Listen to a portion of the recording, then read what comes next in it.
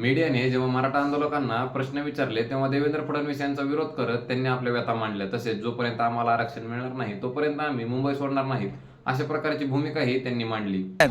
नांदेड मुगट तालुका मुदखेड जिल्हा नांदेड.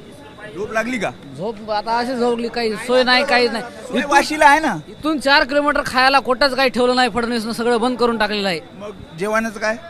वडापाव खाऊन झोपी गेले. आता काय करा. किती दिवस राहायचे? जोपर्यंत आरक्षण भेटणार नाही जायचंच नाही. हाल होणार. काही झालं तरी आम्ही जागा सोडणारच नाही. मुंबई सोडणार नाही. आता मुंबई जाम करणार हा ट्रॅफिक.